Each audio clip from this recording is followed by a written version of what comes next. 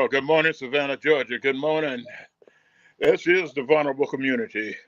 Here this morning. We're here to bring more information to the community and bring awareness to what is going on in our communities and some of the things that are happening around the town this morning.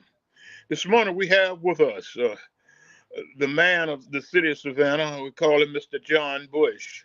Mr. Bush, would you say good morning to the folks and kind of introduce yourself and tell us what you do? Good morning.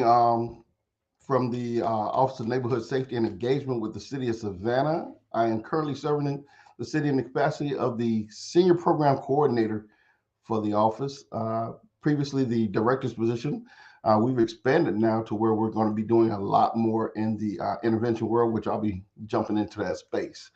Um, but I'll let you take it for there for now. All right. Well, we just want to say good morning to you. We want you to tell us a little bit about what it is that you do on your job, and then we'll jump into some questions. Well, it's a matter of what don't we do.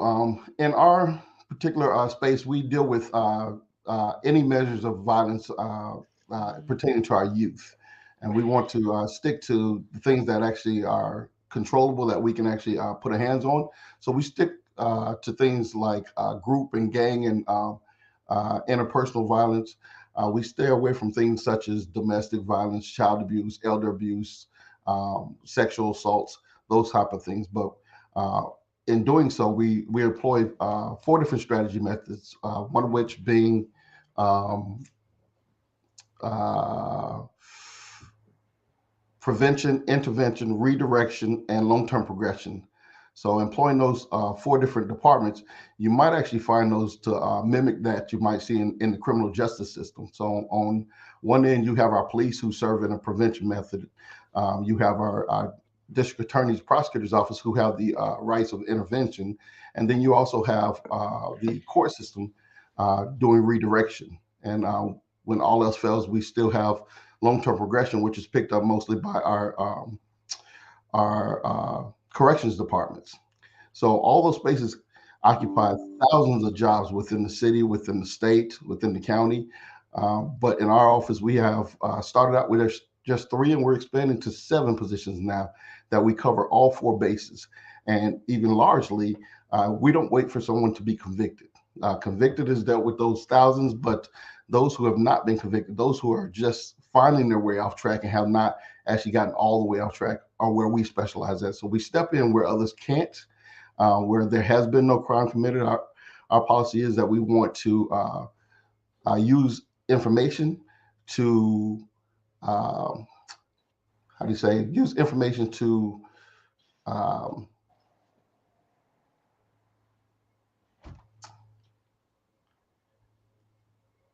prevent the problem so we don't have to deal with cases.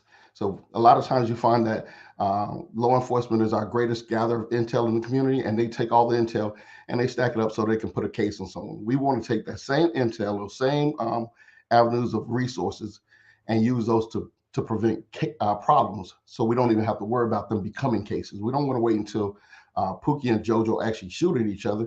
If we know they're having a problem with each other, why do we not employ de-escalation techniques, mediation, so we can de-escalate those situations and put everybody's life in a better trajectory, as opposed to waiting until somebody's messed up and then send one to the ER and send the other one off the prison. Well, that sounds very interesting. Uh, when y'all do this, are y'all talking about youth, or you're talking about all ages? We target our youth. Excuse me. We don't like to use the word target. We emphasize our resources on those ages 12 to 24. But that does not mean we will not reach down below 12. We will not reach above 24. We go where the problem actually takes us. We use a data-driven approach. It's the public health approach to violence reduction, much like you might see when we're fighting viruses. You know, you're going to go to patient zero and work your way out from there. Okay. Uh, I know recently there was this a bill passed. I think it went past now. Before I say it's passed, I think it passed. Uh, Well, they say if they see five or more kids together, they consider it a gang. Is that true? Uh, that's not exactly how the bill goes. Typically, to shorten it, putting it in shorthand, what you'll actually see is if there's three or more youth, three or more individuals, not just youth, but three or more individuals that are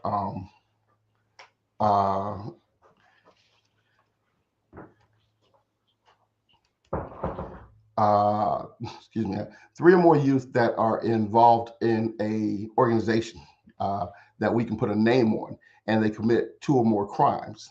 That is a state statute for putting the gang label on the group of individuals. And typically, what you'll see that fosters this epidemic of gang activity, we call it, is the fact that uh, a lot of our children, 12 and older, are not afforded the same rights as 12 and under. So we don't have after school programming. We don't have summer camps. We don't have a lot of activities to keep 12 to 16-year-olds gainfully occupied. So they tend to lean on each other to find something to do. And left to their own devices, we see that they all covered the lifestyle of being a rap artist or a movie star or something that's exciting.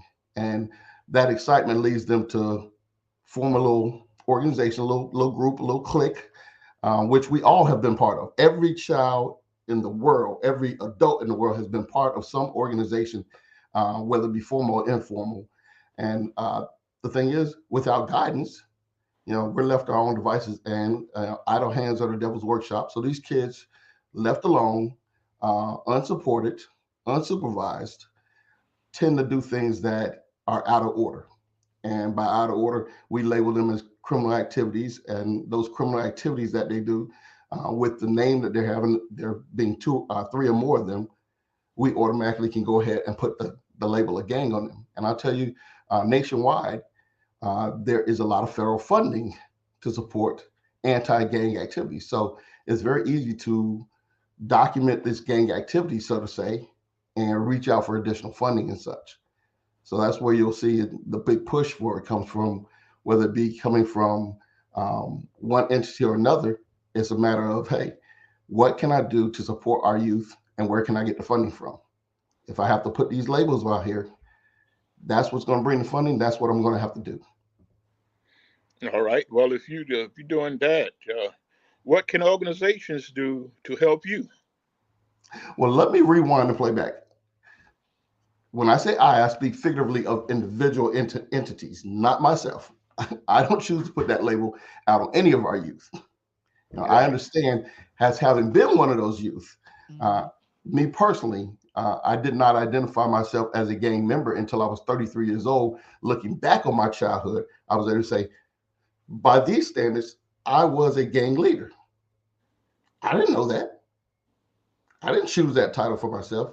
So what I believe right now is we're self-certifying youth into gang activity. They're not choosing that title for themselves. Nobody wants to grow up and say, I want to be a stripper. I want to be a gang leader. I want to be a murderer. Nobody grows up, with that ambition. But once you've been certified, once you've been ostracized, left out of the activities at large, what else is there for you? You take what you're given. And if you're not given anything, you take whatever you can get your hands on. And as far as your question of what other entities can do to help, uh, we start with the basis. If you see something, say something. Like I said, our organization, our office does not wait for somebody to be arrested for us to take action. So we're able to come into the community, knock on doors, where in which law enforcement is not allowed to at that particular point. They're an intrusion when they knock on the door. We're coming to offer services and resources and guidance. So we can't come knock on doors where we know nothing about. What's the purpose? But if you see something happening in your community, if you see something happening amongst the youth, if you know of something happening, notifying us and letting us know, we can then take action. It's not that we can help every child and everything. We can't help with homework. Homework is not going to change the trajectory of violence. But those areas where in which we can get a child who's headed off script, we can partner them with a program or a resource that can get them back on script. That benefits everybody. I like to I like to often say that the national standard is about 0.56% of the youth that are actually driving violence in each community. That's what the standard is. I like to say it's 1%, round it off to 1%. I'll say that 1% is what I believe is at this point stuck on stupid, so to say. That's our SOS right there. They're stuck on stupid, and that's going to be left for our law enforcement. They will not listen to reason. They are not positioned right now to actually accept the resources that we're looking for. So we have to put them on the shelf. So yes, it's going to take law enforcement intervention in order for that 1% to be reached.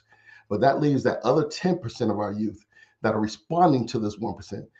We know these individuals are in our community because we associate with them. The 1% and the 10% are sitting in class with each other. They go to school with each other. They're on the football team with each other. They're on the basketball team with each other.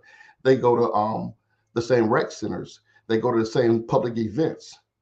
So that 10% recognize that that 1% is a threat to my life. And by social standards, I have to defend myself. So they will pick up arms to defend themselves. Now, between that 10% and that 1% trying to fight it out and protect themselves or do whatever they feel is necessary, that makes the other 89% of our babies vulnerable. And to protect that 89% who we do not have problems with, who need tutorial, who need pro-social activities, that 89%, in order for us to affect and protect them, we need to focus our energy on that 10%.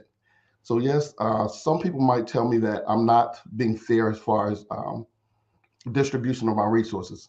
I don't have enough for 100%, but I think I have enough for 10%. And focusing my energy on that 10% so they're not reacting to the 1%, letting law enforcement handle their 1%, we're now protecting the whole 89%. And that's going to put us at least 99% back on track. And when that 1% does have their law enforcement infraction, we don't wash our hands of them because we recognize that the greatest resource in our community is our people. And no matter what you go through in life, you're going to be a part of our community. You might go away for a year, 2 years, 5 years, 10 years, but inevitably you're coming back. And when you come back, we want to have a place for you here. We want to make sure that we make the community what it can be to adapt you to fitting in with us. That sounds formidable. Uh, our organization, A. Philip Randolph, has a program that we call Building Futures. And what we do, we take kids that are 18 and above, and we put them, we give them a chance. Let's put it like that. We give them a chance to become apprentice at different labor programs. I think that, and I hope that you will agree to me. A lot of our problems come from poverty-stricken areas, and that the kids don't have. When you don't have the money to do something with, you got to find something a means to get it. So we try to give them the means to have uh, to come out of poverty and work them and go to work and have a meaningful living. Would that be something that you would be interested in working with? Absolutely. Absolutely. Like I told everybody, it's not my job to tell you how you can help us. It's your job to tell me how you can help, and my job to find out where we can place your help at in the spectrum of things. We all have something to give. And if I tell you what I need you to do, you're working out of your comfort zone. But if you tell me where you're comfortable working at and I put you there, you can thrive at doing the things that you do best and allow somebody else to do their piece. I I understand. I understand. But we all have, like you say, we all have a hand in this. It's not like it used to be. It used to be a village. A village was raising the kids, and I used to get off a bus 3 blocks from my house, and by the time I got home, I was so bad I had 3 whippings by the time I got home. But the time by and the fourth one was coming when Mama got home. But the problem was it helped. It helped me, and it helped a lot of us. Because we knew that we couldn't do what we wanted to do in the streets because everybody had a hand in raising us. Absolutely. We've gotten away from that. I mean, I experienced it when I was growing up. I got my butt tore up. That's what kept me from doing a lot of things that I would have done, even though I was doing things that my parents didn't know about. I knew not to do it around people that knew my parents because I knew what they was going to do, and I knew what I had to do when I get home. So I had my zones of foolishness. I could do foolishness here, but I couldn't do foolishness over here.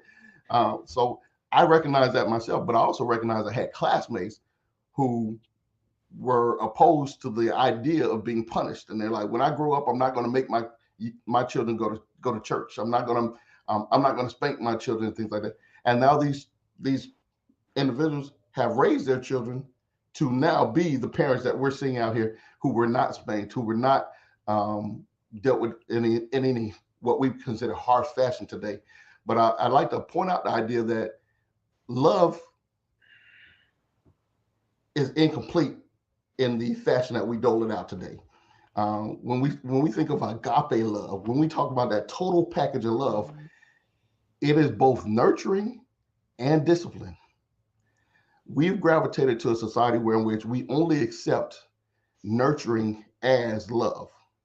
We don't accept that father side of things. We don't accept that discipline, structure, and sometimes punishment as love. We accept that, hey, if Junebug is out here messing up, we need to give him a second and third and fourth chance. Well, I grew up in a society on military bases where we knew fire was hot. I test everybody with the idea of how many times have you stuck your hand on a hot stove? That's right. Most of us once. Because fire wasn't going to give you a second chance. You stuck it up again, you was going to get burnt again. That's right. Once you stuck it up there at one time, anytime you went around the house, all mom had to do was say, that's hot. And you wasn't even going to test it. You're like, I'm not even going to go over there. Don't need to bother with that. I know the result of that is going to be, because you got that structure from the fire. Right now, we've stripped the structure out of the households, and we only offer nurturing love. And anything that these youth encounter now that is outside of the form of nurturing is considered to be an attack by them. I'm being demonized. I'm being attacked. I just observed a report of an 11-year-old who his parents took away his video games. His father was a state trooper. Well, is a state trooper. And he took away his video games. And the 11-year-old went out to the father's car 3 times that day and finally withdrew the weapon from his father's service weapon, came in and shot his father while he was sleeping. And when the police arrived and arrested this 11-year-old, in his interview, he told them he wanted a PlayStation, a Xbox, and a computer. And if he didn't get that, then there was going to be a part 2. This is at 11 years old because he encountered discipline. Wow. Hold that thought, John. We got to take a quick break. Yes, sir. And we'll be right back.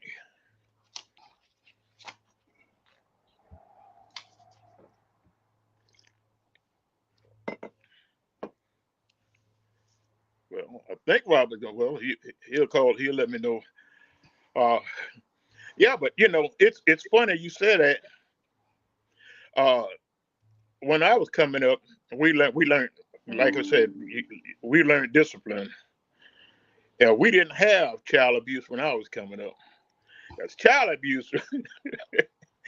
My mama would have been in jail a long time ago. Yeah, my mother always told me, she's like, go ahead, call 911. You think I don't love you?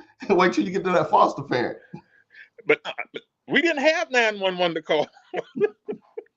Well, we didn't actually have it either. I grew up at a military base, and when we got to Italy, when she was making that threat at 16 years old, we didn't even have a phone line in the house, and there was no such thing as a cell phone for us. Yeah, it took 3 years to get a cell phone, and you were only there, for a house phone, and you were only there for 3 years. That's it. But like you said, I graduated from high school in 1969. You were probably just being born then. 23. And that's when actually the behavior of kids started to change. And I moved into Caton Homes in 1972. kids were running around, didn't have anything to do, nothing. I mean, they were just running wild. And I looked at it. I looked at them. I said, "Well, these kids need something to do." I went to the manager of the project, and I asked. I said, "What kind of physical things do you have for these kids to do?" She said, "Nothing." I said, "Do you mind if I start a football team?" She said, "Be my guest." I started the football team between Caton and Frazier Homes, got the kids together. There was no, you couldn't come to Caton home and you couldn't come into Frazier home at that time. I brought them together, and they played ball together. And the YMCA was over there, and we utilized the field at the Y had and everything else. We had a good time between the two neighborhoods. A sporting event for the kids to be in competition with other kids, and it went from football, baseball, and basketball. We kept the kids kept staying together. Uh, and we need more of that now. I would think than anything else, because the kids, like you say, they don't have anything to do. That is a proven fact that we're just now um, gathering the data to put the perspectives together to explain the phenomenon we realized this summer. Just to give you a little snippet, we did do our 100 days of summer. With that, we did our summer night lights programming, where we kept the gyms on the east and west side open from 6 p.m. when they would normally close until midnight, and having that midnight basketball going, and having arts and crafts for the younger ones, and activities and music and food and everything, gave us that social aspect on Thursday, Friday, and Saturday. Now, what we realized now, looking at the data, that we had over a 50% reduction in violence during the summer months, where we were on track for our average years um, throughout March, April, May, June. We were on track with our normal acts of violence. But when we actually engaged the youth and gave them something to do during the times that they want to do something, not during the times we want them to do something, but they're sleeping in the summer. They stay in the bed till 2 o'clock. They get out, get social, and they don't go home until about 10, 11 o'clock. But if we open up the gyms, give them something to do, that's one aspect. Next year, we're looking to double down on not only just offering the gyms, but offering additional activities and such. Um, we're expanding our office, so we're expanding our reach. We've learned some lessons from what we were able to do and what we could do and how we could do things even better. And we hope to implement those programs and services and have those up running, ready to go in January, so we can deploy them early before the kids even get out of school. We want to go ahead and start and get them active in some positive engagement. We don't want to wait until they're in the summer to start capturing that audience. Go ahead and get them rolling early. But like I said, a 50% reduction in violence compared to last year. 50%. And then at the end of the summer, we went back to school, status quo, back to normal, and so did the violent crimes. So where we are considerably down from previous years, I mean, our police department is doing an excellent job. I mean, I can't say much about it because they're awesome. I mean, they're doing awesome compared. When you look across the nation and see what our departments got going for them as opposed to other departments, we're in a privileged city. We are blessed to be in the predicament we are right now with the leadership that we have over at the police department, and the deployment of assets and resources, and fighting the inevitable fight of recruitment, and building up staff, and deploying new programs and new ideas and techniques. They're doing wonderful, and I love to see what they're doing over there. It's an honor to work alongside the rest of the city departments, but that department also deserves some great credit for what they're doing here in our city. You know, I applaud the city for trying to bring back the PAL program, Absolutely. because we, me and Bolivet and several other officers, we stayed in constant competition when I was coaching, and Bo was one of the let's see, what would you call Bo? He was the coach extraordinaire because we played him several times in championship games, and he knew how to use the clock on you. But it was competition like that that kept the kids together, kept them moving, kept them going.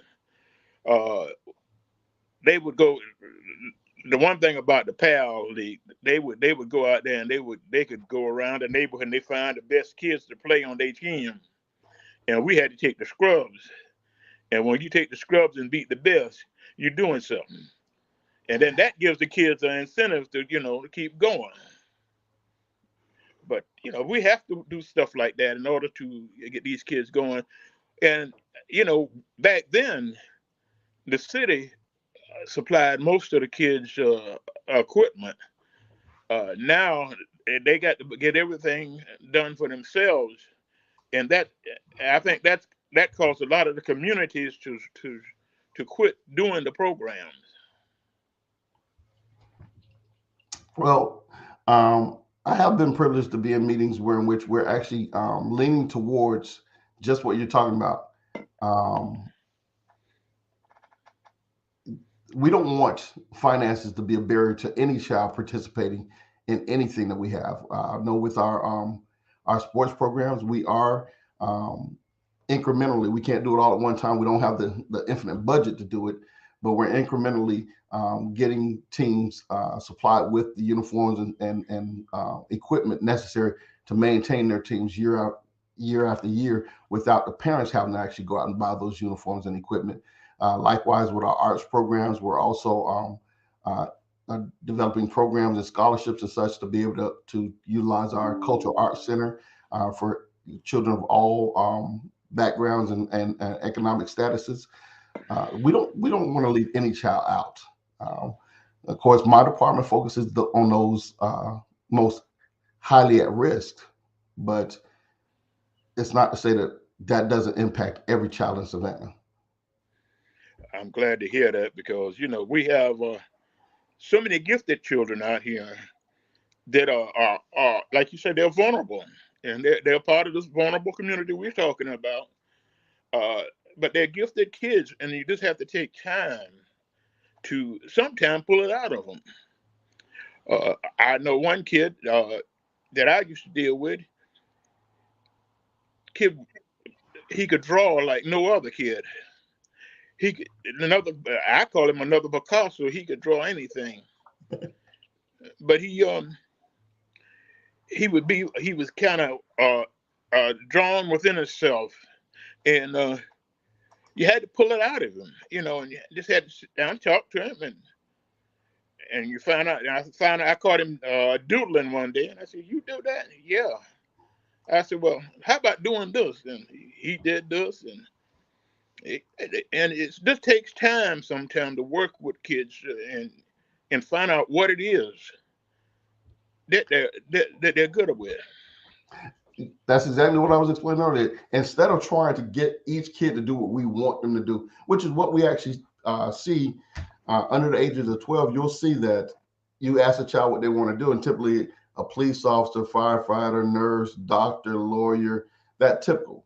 But once a child reaches about 10, 11 years old, they start to think for themselves like, nah, I'd rather be a construction worker. Nah, I'd rather go into the military. And at that point, we start to break away from those children because they're thinking for themselves. Instead of coming back to that child and say, okay, how can I mentor you in the direction you want to go, as opposed to indoctrinate you into the organizations I would like to fit you into, what I project as seeing your future to be. When I was coming up through school, I'm sure like you, we had the typing classes.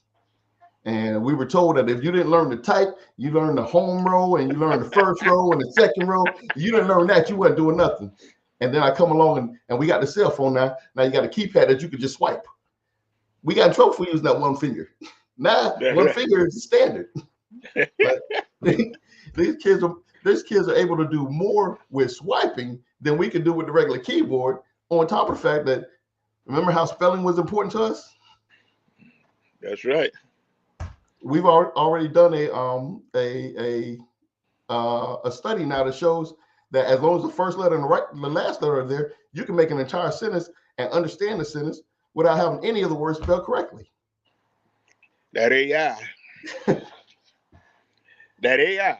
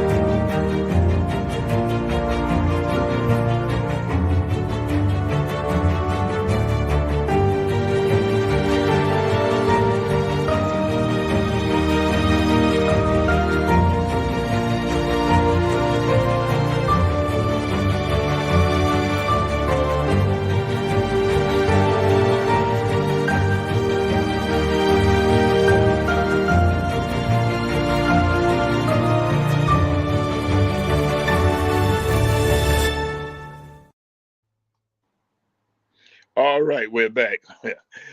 Sorry about that. He didn't let me know when that one was coming.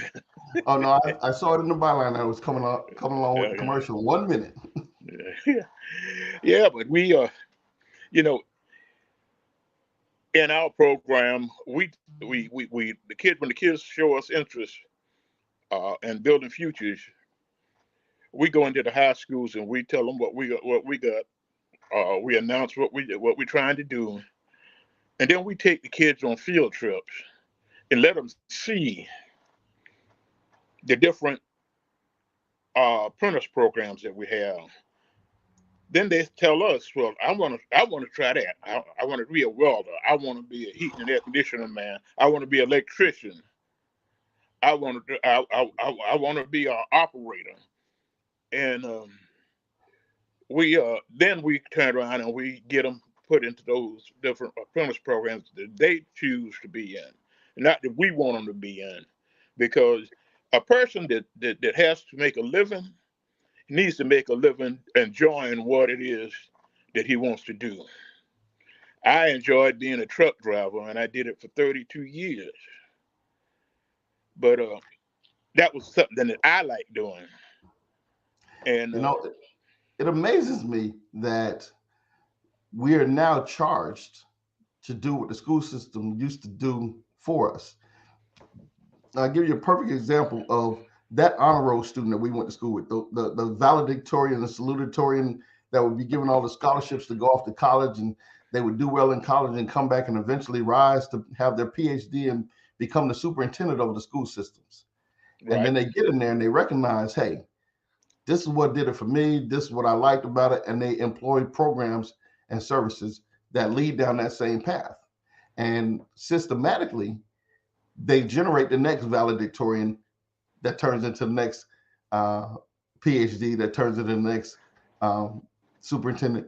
And one after another, each one comes back and solidifies the things that work for them. And typically these individuals are the ones that come from the two-person household with the $80,000 median incomes, the 2 cars, living in the suburbs. That's typical. I'm not saying that's the only thing, but that's typical of where these individuals will come from. And they excelled at the academics. And one thing I loved about the Fort Stewart Youth Challenge Academy, our Georgia Youth Challenge Academies, is their salutatorian and valedictorian are graded on 3 methodologies. One is academic success. The other one is merit, keeping the room clean, uniform, appearance, respect, all those things. And the third one is physicality. They have to get out there and actually exercise, run, jump, perform all 3 well. And if you all perform all 3 well, that makes you the overall salutatorian or valedictorian of your class. We only hold the academic student to be the salutatorian, the leader of the class, the one that excelled. And if you keep putting that person in charge, he's going to keep gravitating towards his strengths or her strengths. And that's why we no longer have our practical sciences in schools anymore, where you have to go get a trade in order to learn to do carpentry. I know when I was in school, we had a carpentry class. We built a house. We had wood shop. We had automotive. You had all these physical classes that taught you the same physical sciences that you learn in an academic setting. One is theoretical, one is actual practical. But Right. the academics is the only thing we're glorifying and promoting. Therefore, you're isolating those practical learners, those practical thinkers. They no longer have a place in that academic setting, is why they're not succeeding. You know, we had standards on our football field, for instance. You couldn't play on our team if you were not passing. I myself would be sitting there Saturday morning waiting for grades to come in to determine whether or not I was going to get on the field on Saturday. You know, I wasn't going to get to play. I'm sitting there watching the coach draw out the board, and there's question marks everywhere where I would normally be playing because he hadn't got the report from the teachers whether or not I was getting on the field. And I wore two jerseys. I played on the defense, the offense, the front line, and the backfield. But it wasn't going to happen unless my grades was up to par. And we went through that about 4 Saturdays in a row. Until the coach was like, you're going to get it together. At one point in time, he took the entire football team and took the first hour of practice was nothing but study hall. All the teachers stayed behind, and we got in there. We did all the work we were supposed to be doing. And then we were allowed to dress out in the football field and go and get 1 hour of practice instead of 2 in. But I tell you what, we earned it. We went out there and we got that undefeated championship that year. But you know, they don't have coaches to do that no more. And that's a big problem. You know, you've got a few good coaches out there. And, well, all the coaches are good, but they just don't take the time like they used to take. The teachers don't take the time that they used to take with kids. But the one thing that I found out, all of our kids are not going to college. And when they're not going to college, where are they going? So you got to have a place for them to go. And they got to be useful for their own selves, not for us, but for their own selves. They have to have some use for themselves. They have to have a worth for their own self. And that's what we try to give them. But like you said, a few years ago, they just decided they were going to do away with the occupational classes. And when we came back in and we started building futures about 6 years ago, we started it, and we went to two of the predominantly poverty-stricken schools in Savannah, and we got kids out there, and we put them in the apprentice programs, and everybody saw that this was working. Now those kids have graduated from their apprentice program, they're journeymen in their classes, and they're making good money. We've got some of them in Detroit, Michigan. We got them in Rhode Island. We got them in California. They're all over. Some in Washington, the state of Washington, not Washington D.C., but the state of Washington, and they're making decent living. They're making well over $50 an hour. Yes. And they don't have time. I got the greatest success story I can say. I had a young man that mother had 7 kids, and she was a nurse. She was trying to make it. She was struggling, and workforce development told him that his mother made too much money for them to help him. I paid the kid's tuition. Kid came back. It wasn't even 2 months. He gave me back his tuition money. I told him, you don't have to do that, son. I said, take it, do what you want to do. But he tells me, and he also tells me, he said, you probably saved my life because I would have been in the streets doing something I probably shouldn't have did. And when you took me and put me in this program, now I don't have time to be in the streets. I go to work, I go home, I get into bed and get ready for work the next morning. What else could you ask for?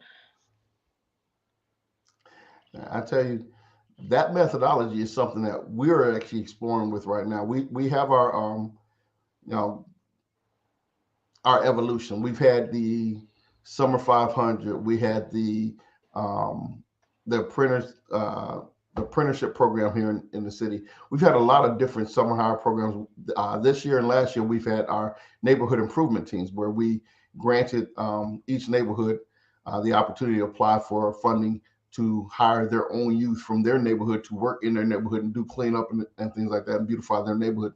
Um, Next year, we're looking at going a little bit more strategic, employing those high risk youth to do more meaningful jobs and a more fulfilling aspect for the work that we're doing, re-engaging those youth in the actual the community aspect of things. Right now, a lot of individuals don't see the community overall until they're into to mass grouping situations, whether it be prison, whether it be military, things like that, where it's like, okay, my actions dictate the outcome for the entire group. Now, when it's in a confined, small, compartmentalized area, we can see that. But when you have these individuals at home with their families willy-nilly coming and going, they don't see how that leaving the house at a certain time and not returning to a certain time has impacted the entire house. They don't see how not bringing home the bacon or not holding down a job is impacting the entire house. And those are things that we actually have to make sure that we start to get them to see before we have to put them in a confined situation, before they have to leave our society in order to learn these things. We want them to learn those things while they're in our society. We want them to learn them while they're young so that they don't make mistakes that impact them when they're older. We're still dealing with the returning citizens. You know, it's bad enough that we had to live through the impact of the decision that they made that caused them to get a charge, but when we bring them back home and ostracize them from places to live, places to work, income opportunities, what do we expect? We're going to get more of the same, and we're trying to overcome those obstacles. Now, little by little, we're actually making some headway, but it's going to take a few different acts of legislation at a few different levels in order for us to get what we really need on that end of things. Well, recidivism is a big issue, and we are trying to work with that also. Uh, One of the things, and like you say, it's going to take some legislation to do it because we can put certain people to work, but we can't put them on certain jobs, and that's a big problem, especially government jobs. And Yeah, that's where we, as unions, have most of our work at. yeah. I mean, you imagine an individual with a DUI. A felony DUI can restrict you from getting many different jobs. One of the greatest opportunities I ever saw was actually in when I did my insurance agency. I was able to go take a 1 week class, go sit down for a $99 test, walk away from there with an insurance license. I mean, with my passing scores, submit that to the state for $179 and have my license. Then submit another application for another $150 to open my agency for Right. less than $500. Well, I had to do a company as well, so less than $1,000. Less than $1,000 total. I have a business to where I can actually service one client and walk away with another $1,000 within a week. That's right. One client. So, in a matter of 2 or 3 months to get my contracts in place and everything like that, I'm going from nothing to $1,000 investment, and 2 months later, starting to bring in $1,000 per client. I do 2 clients a week, or I do 2 clients an hour. It doesn't matter. It's up to me what I want to make. My income becomes unlimited. We took a 19-year-old man, a young man, who was a bagger at the grocery store. Ran into him by chance, and he accepted the challenge. We helped him get his license. A year later, the young man had $110,000 income come in within a 1 year time period from the time he went from bagging groceries to the next year when we actually came back to our convention. We put him at $110,000 income at That is great. 20 years old. But if you have a felony background, you can't get the license. That's so true. And so many of us, so many of our kids, uh, have this little minor stuff on their records, and and they don't know how to get that. expunged off their records. So then they're walking around and they don't know what to do. We try to help them in that situation. We've got guys that have paid their fine, they've done their restitution, but they're told they can't vote. We much doing, and we much deal with that. So we have a large area that we work with, but I'm understanding that you and I, the program that you have, the program that we have, we may be able to come together and maybe work some things together in order to help each other. We absolutely can. I've seen the work that you've done. I've been over there at the Ralph Mark Gilbert when you hold summer sessions with the youth. I believe in the work that you're doing. I've seen the result of the work that you're doing firsthand. So I am totally on board with partnering with every member of our community to do whatever is in their heart, but especially with your organization there. I beg you to come on board and help us to help the community grow and become better, stronger, wiser, more productive, to empower our young folks, not just our young men, but our young ladies as well. Bring our kids around to that level where we expect them to go to, but they haven't been shown the way. They don't have the resources. If they could do it by themselves, they wouldn't need us. We wouldn't have this problem. They definitely need us in order to make it happen. We just have to I, make ourselves available. I totally agree with you. You know, and it's so many of us has done washed our hands of our youth, and that's a big problem because our youth aren't bad. It's us that make them bad because we don't take the Thank you. time to talk with them. If you take the time and you talk to the youth, I was right downstairs at my office. I mean, he was just walking by, and something say, "Speak to the kid." I spoke to him, and he spoke back.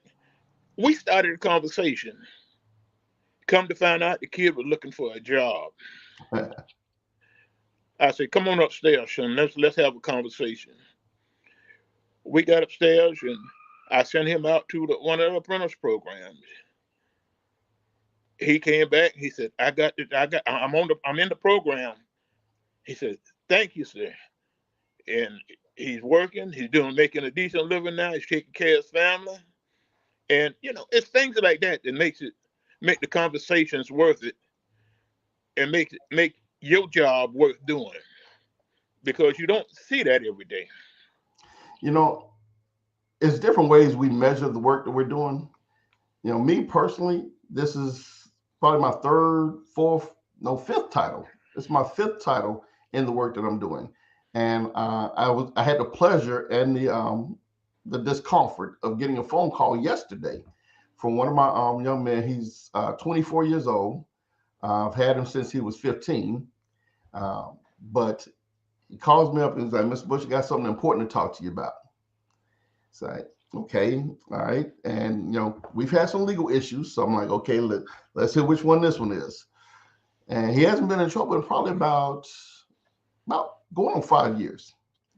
But as he expressed, I'm that father figure. He has a father. I've met his father. He was there for graduation. That's the only time I met him.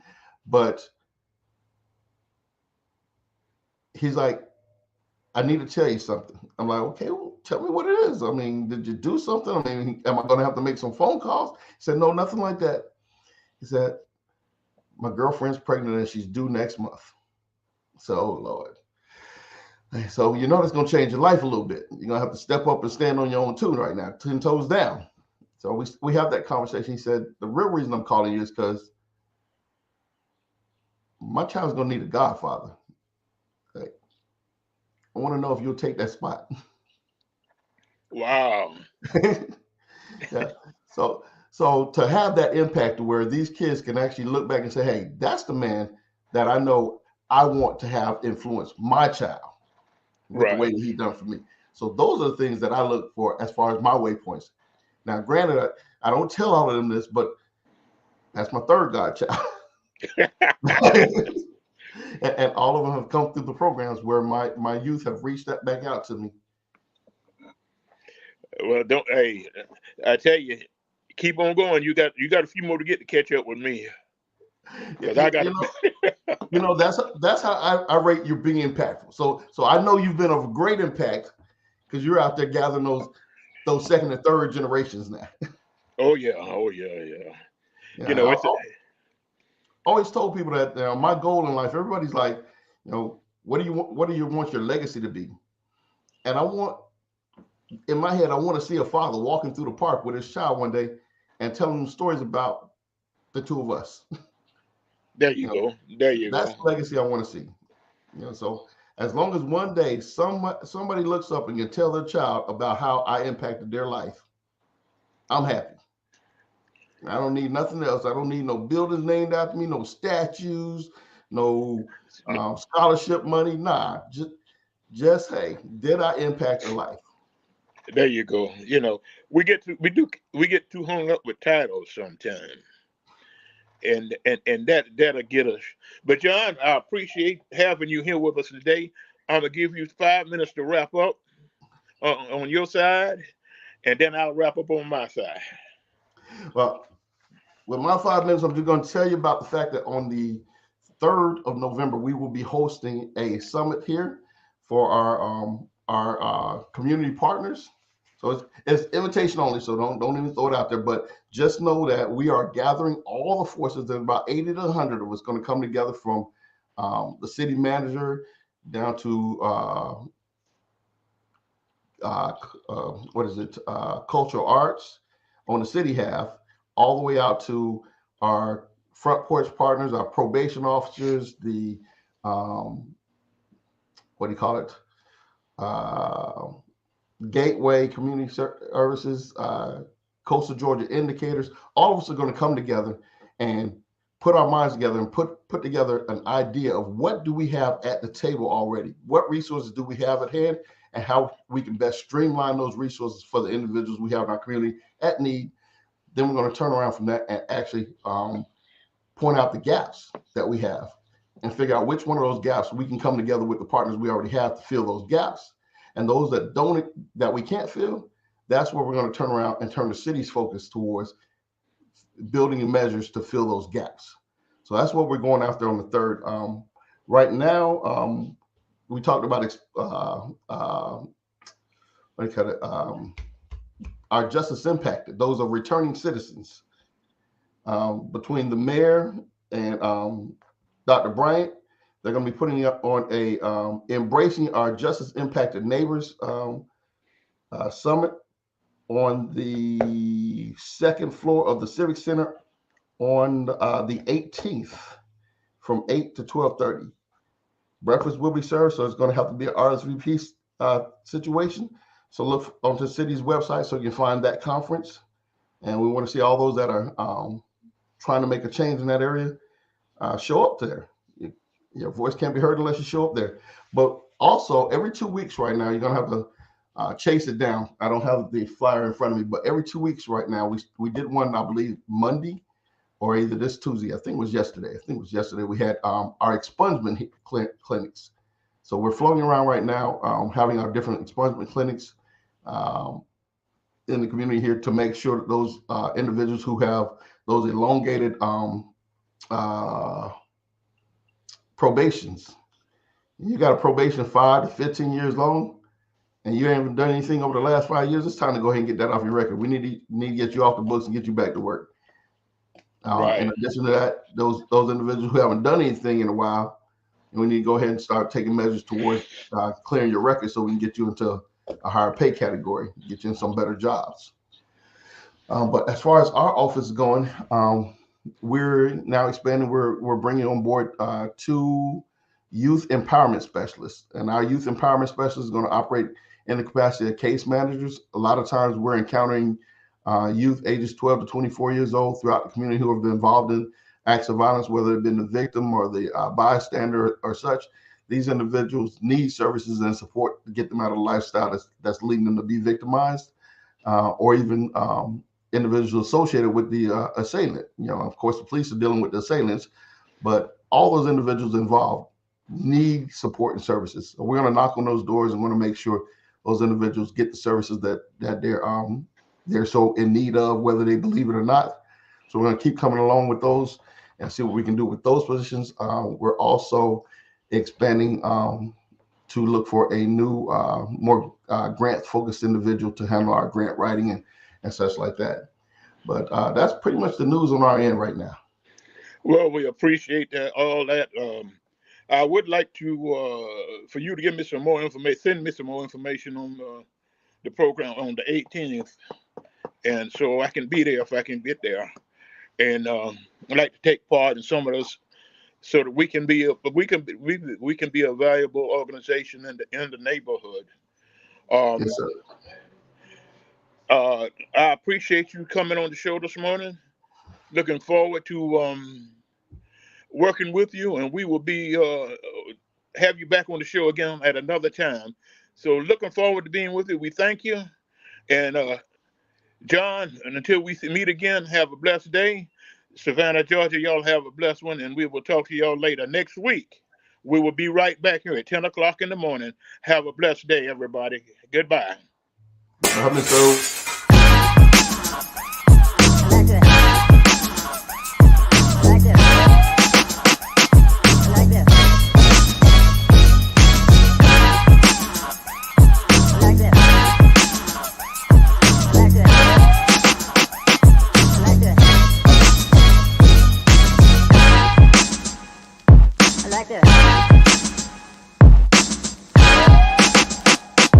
Like this.